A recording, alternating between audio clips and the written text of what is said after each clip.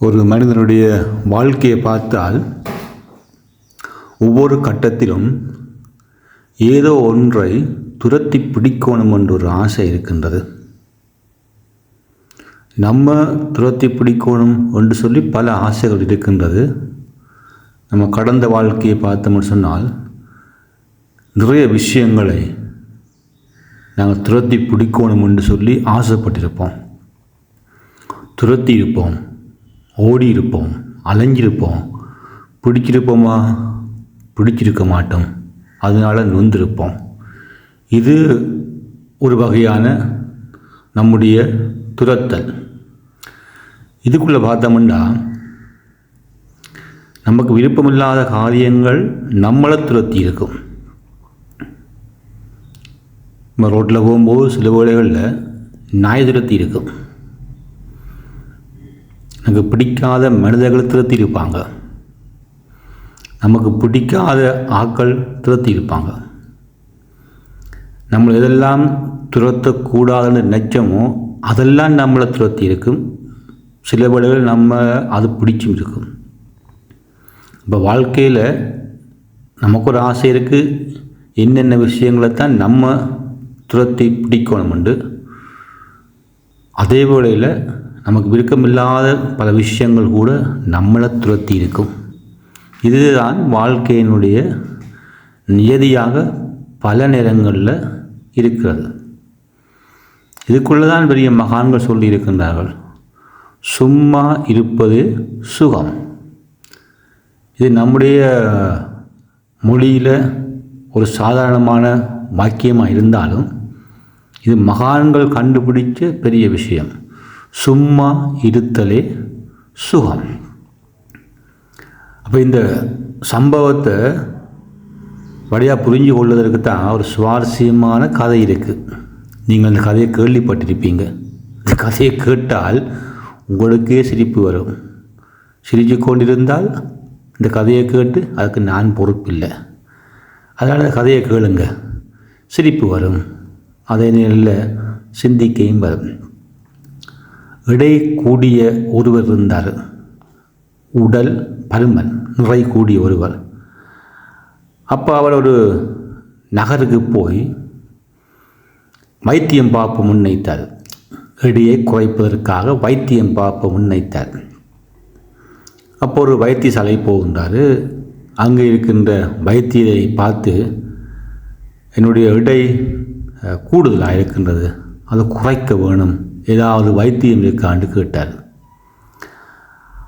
வைத்தியரும் ஆமாம், இங்கே அதுக்கு நல்ல வைத்தியம் இருக்கின்றது, இங்கே அந்த வைத்தியம் செய்தால் உங்களுடைய எடை குறைந்து விடும் அப்படி என்று சொல்லி வைத்தியம் சொல்லுகின்றார். ஆனால் இங்கே 2 விதமான வைத்திய முறை இருக்கின்றது. ஒன்று சாதாரணமான வைத்திய முறை, 2வது விசேட வைத்திய முறை இருக்கின்றது. உங்களுக்கு என்ன தேவை என்று சொல்லுங்கள், அதன்படி நம்ம செய்தோம் என்று சொன்னால் குறைந்து விடும் எடை.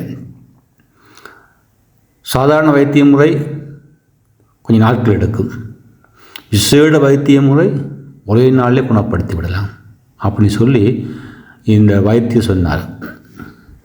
வந்தவர் சொன்னார், சாதாரண வைத்திய முறையில் என்னுடைய எடையை குறைச்சி தாருங்கள் அப்படி சொல்லுகின்ற பொழுது வைத்தியர் அவரை கூட்டி கொண்டு போய் 2 அறைகள் இருந்தன.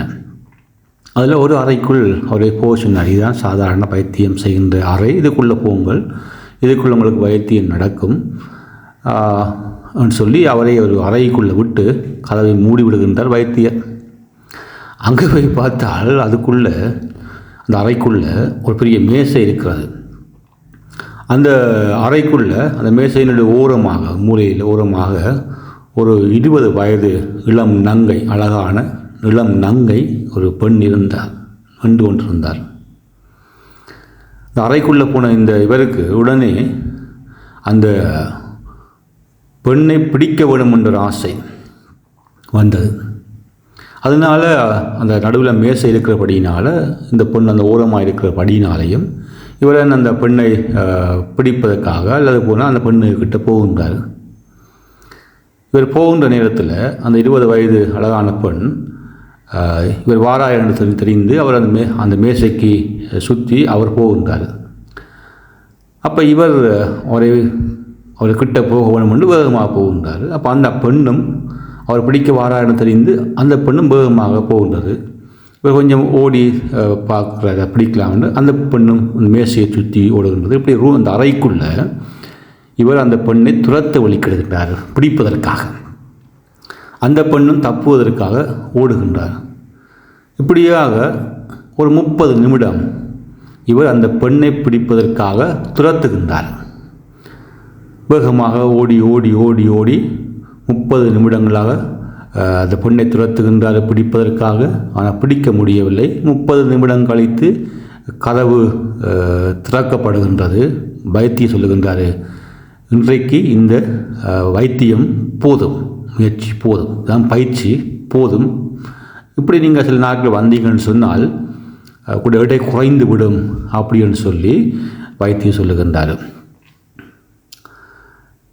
இதற்கு பிற்பாடு வெளியில் வந்த அந்த நபர் யோசிக்கின்றார், வீட்டில் இருந்து நம்முடைய கிராமத்தில் இருந்து இவ்வளோ தூரம் வந்துவிட்ட வைத்தியத்துக்கு நோமல் சாதாரண வைத்தியமே இப்படி என்றால், அழகாக 20 வயது பெண் சாதாரண வைத்தியமே இப்படி என்று சொன்னால் விசேட வைத்தியம் எப்படி இருக்கும் என்ற ஒரு ஆவல் வந்தது. விசேட வைத்தியம் சில வேளைகளில் 2-3 அழகான பெண்கள் இருப்பார்களோ அறைக்குள், அப்படி யோசித்து சொல்லுகின்ற வைத்தியரை பார்த்து, நான் ஊர்லேருந்து வந்து விட்டேன் வைத்தியம் செய்வதற்காக, சாதாரண வைத்தியம் செய்துவிட்டேன், விசேட வைத்தியத்தையும் செய்துவிட்டு போவோம் என்ற ஆசை வருகின்றது, அதை செய்வோம் என்று இவர் சொல்லுகின்றார். ஒரு நப்பாசையை வைத்தியம் சம்மதிக்கின்றார். அதற்கு எதிரான அறையை காட்டுகின்றார். அதுதான் விசேட வைத்திய முறை என்று சொல்லி அந்த அறைக்குள் அவரை உள்ளே விட்டு கதவை மூடிவிடுகின்றார்.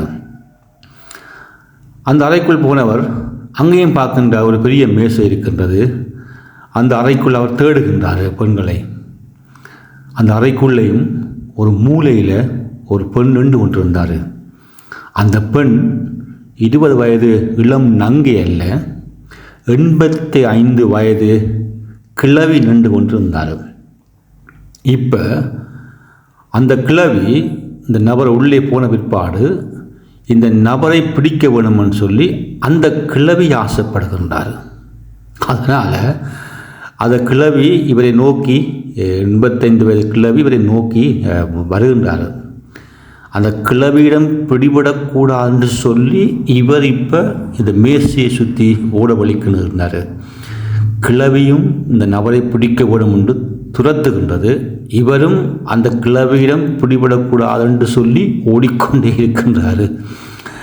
இப்படியாக ஒரு 30 நிமிடம் அல்லல் பட்டு அவர் ஓடுகின்றார். நிறையோடு ஓட முடியாமல் ஓடுகின்றார். கிளவியும் துரத்துகின்றார். 30 நிமிடம் கழித்து வைத்தியர் கதவை திறக்கின்றார்.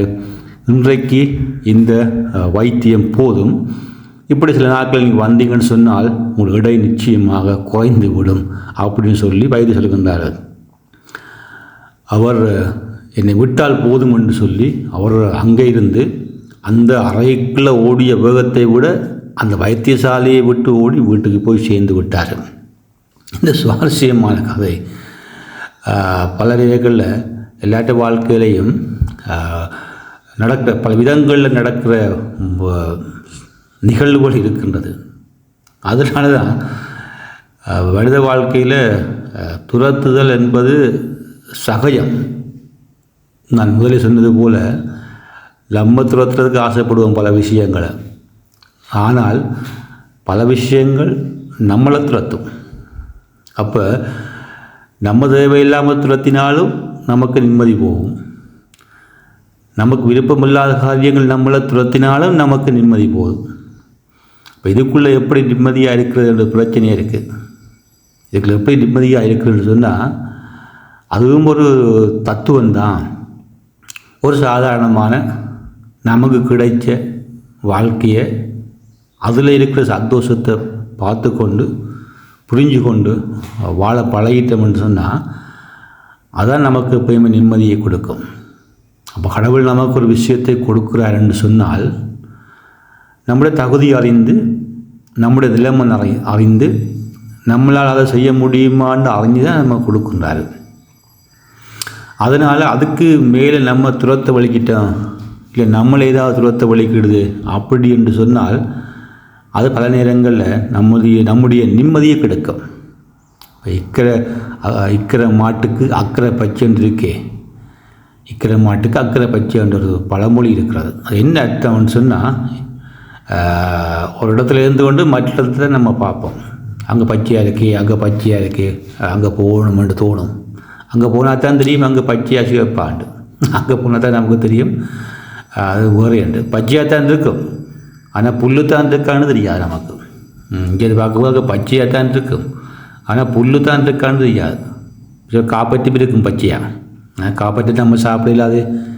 அதனால் சில நேரங்களில் தூர பார்வைக்கு வடிவத்தான் இருக்கும், கிட்ட போய் பார்த்தா தான் சில விஷயங்கள் நரகமாக இருக்கும். அது நமக்கு தெரிய வேண்டியது என்ன, புரிஞ்சு கொள்ளது வேண்டியது, நிம்மதி வேணும் என்று சொன்னால் நம்மை படைத்த கடவுள் நமக்கு தேவையானதை அளவாக கொடுத்துருக்கிறாரு. அதோடு இருக்கும் வரைக்கும் நமக்கு சந்தோஷம், நமக்கு நிம்மதி. நம்மளை வீட்டை எடுத்துக்கொண்டு நமக்கு கொடுக்கப்பது அளவு சந்தோஷம். நம்மளோட உறவுகள் சொந்த பந்தங்கள் கொடுக்கப்பட்டது அது இருந்தால் நமக்கு சந்தோஷம் அளவு. ஏதாவது தாண்டி ஒரு கற்பனைகளை போய் அப்படி இருக்கும் போனால் நல்லா இருப்போம் என்று நிச்சயம் சொன்னால் அது பல நேரங்களில் போனால் நல்லா இருக்க மாட்டோம், அதில் கிடைச்ச நல்லா இருக்க மாட்டோம். அதனால் துன்பம் தான் வரும். அப்போ இந்த சிந்தனை பல பேர்த்த வாழ்க்கையில், அதை சுருக்கமாக சொல்ல போன கடைசியாக, போதும் என்ற மனமே பொன் செய்யும் மருந்து. இருக்கிறதோடு வாழ பழகிட்டோம்டா அதான் நிம்மதியான வாழ்க்கை. அது மாத்திரமல்ல, நம்முடைய வாழ்க்கை நமக்கு தெரிந்ததை விட, நம்முடைய வாழ்க்கையை நமக்கு தெரிந்ததை விட நம்முடைய வாழ்க்கையை பற்றி கடவுளுக்கு நிறையவே தெரியும். எது தேவை, எது தேவையில்லை, எது அவசியம், எது அவசியம் இல்லை, எது நிம்மதியை கொடுக்கும், எது நிம்மதியை கொடுக்காது என்பது நமக்கு தெரியாது நம்ம வாழ்க்கையை பற்றி. ஆனால் நம்ம படைத்தவனுக்கு கடவுளுக்கு தெரியும் என்று அவர்தான் எங்களை உருவாக்கியவர். அவருக்கு எல்லாமே தெரியும். எதிர்காலம் நமக்கு தெரியாது, ஆனால் கடவுளுக்கு தெரியும் எப்படி போய் முடியும் என்று. அதனால் போதும் என்ற மனமே பொன் செய்யும் மருந்து. இருக்கிறதோடு நிம்மதியாக வாழ பழகிட்டோம்டா அதான் வாழ்க்கையினுடைய பரம இரகசியம். நன்றி.